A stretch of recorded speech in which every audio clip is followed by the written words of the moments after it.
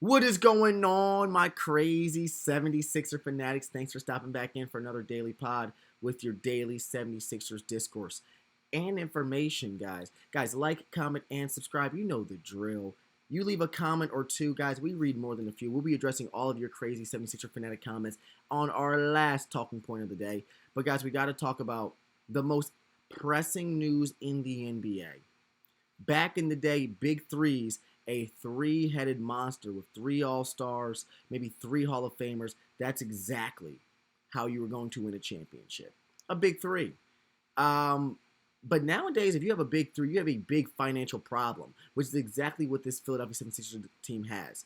You need a non-All-Star, a non-Hall of Famer to be a big factor of your squad's success. So who? Which one of these non-All-Stars is going to have a big role for this Philadelphia 76ers squad? Let's look at the All-Stars that just don't cut the mustard. Tyrese Maxey was already an All-Star. He's exempt. Paul George, 13, 14-time All-Star. He's off the list. And Joel Embiid, the multiple-time All-Star and MVP, they cannot be the answers to this question. The non-All-Star is going to have the biggest role on this squad. For me, it's pretty obvious. Kelly Oubre.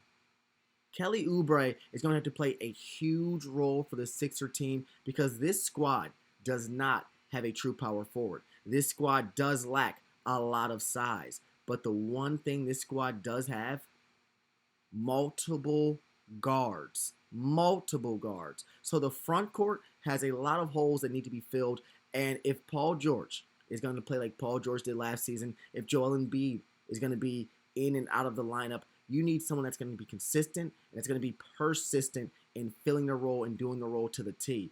Kelly Oubre is that guy for this team because not only offensively does he have a 20-point per game background because he used to be a 20-point per game player, defensively in these last two seasons, he showed to be a huge defensive stopper, one of the best defensive anchors this team does have in that front court.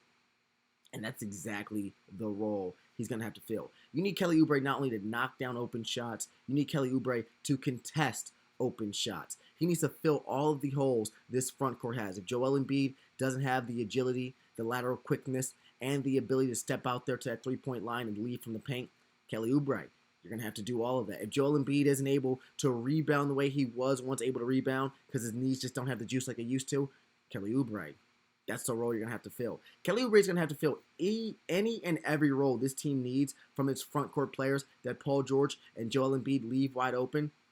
Kelly Oubre is going to have to fill that role for this team. He's going to be a huge factor into this squad success. A huge factor into this squad success. Especially because to be good in this league, you need chemistry, you need consistency, and you need comfortability. Kelly Oubre has chemistry with Joel. They share trainers. He is training this offseason with Tyrese Maxey. Kelly Oubre is also beloved by Nick Nurse and Daryl Morey. He's due for not only a big year, but a huge role for this squad if he starts the season and remains on this team for this season. Another big role for this squad is the sixth-man position. Who's going to be the sixth man for this squad? Well, if you ask the bookies, the executive, and the bettors, Jared McCain has the third best odds to be sixth man of the year out of the entire association. Jared McCain does have all-star chops. Now, when Jared McCain was given like 25 to 30 minutes per game, he was comfortable knocking down 20 points per game. He was comfortable knocking down open three-point shots, and he was also looking like he was capable of being the focal point of any offense that is decided to be ran through him. Allowing Jared McCain to be the leader of that bench unit, to be the initiator of that bench unit, allows Jared McCain to spread his wings and fly. Mistakes will be made because this is, again, I guess a continuation of a true rookie season because he didn't necessarily finish it and end his rookie season. But allowing Jared McCain the keys offensively to be who he is and to play his game could be the best position and the best role for Jared McCain because if he's in the starting lineup, you're going to ask for more from Jared McCain defensively. You're going to ask Jared McCain to take a few steps back offensively and step up defensively, which realistically, I just don't think is in his wheelhouse. I just don't think is in his arsenal. So for Jared McCain to succeed the most and have the best opportunity to be and succeed in as his game will allow him to, that's probably the six-man role with a lot of open shots, a lot of usage is there to be going around, and he also could be playing a true point guard position, the true number one with Tyrese Maxey headed to the bench. I like Jared McCain as a sixth man of the year, and I also like Jared McCain potentially playing some small ball too alongside Tyrese Maxey or Quentin Grimes. I think it's clear that he'll be their sixth man, and I think it's also clear, depending on how Nick Nurse, how Daryl Morey, and how the Sixer squad decide to employ their second unit, who is going to be on that second unit lineup, it could be needed that Jared McCain is the sixth man on this team, because offensively, outside of the starters, there's no one reliable on this bench that can get buckets. You look at this bench squad of Justin Edwards, Andre Drummond, Kyle Lowry, Eric Gordon. There's no one on this bench unit that can consistently get buckets outside of Jared McCain. So allow him to be that sixth man of the year will allow him to play his game. Just be a bucket getter. Just put the ball in the hole. And on the defensive side, we've got guys to do that. We'll figure out guys to pick up your defensive shortcomings. That's probably the best lineup for the squad. Plus, he has the third best odds to win sixth man of the year because, truthfully, Jared McCain has an all-star ceiling. You have an all-star ceiling player as your sixth man of the year. That could potentially be a championship squad if the front court shapes up. And for that front court to look the way you want it to look, the Sixers may have to trade for it. Who should Philly trade for, guys? I personally, after doing a deep dive in research and watching some European basketball, Simon Fontecchio would be a perfect role player to fill the holes this team still has. Kelly Oubre will be playing, I guess, this team's power forward or rendition of a true power forward. But Simon Fontecchio is a true power forward that this team needs. Because first off, his jump shot is silk like water. When you're playing with Joel, when you're playing with Paul George, when you're playing with Tyrese Maxey, the biggest job that you have is to knock down the open shots these guys leave for you. The open shots these guys make open for you. Kelly Oubre isn't the best three-point shooter. Kelly Oubre isn't the best knockdown jumper.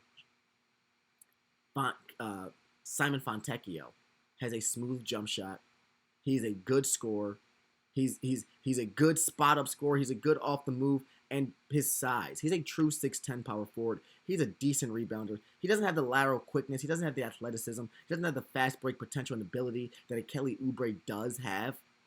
But what Kelly doesn't have, which is a consistent jump shot, post-game, size, rebounding, intangibles, Simon Fontecchio could fill that role perfectly for the Sixers squad. He'd be a perfect piece to play off of Joel, off of Tyrese, off of Paul George. And truthfully, he wasn't given the minutes and the usage that you expect a guy of his caliber to see with Detroit.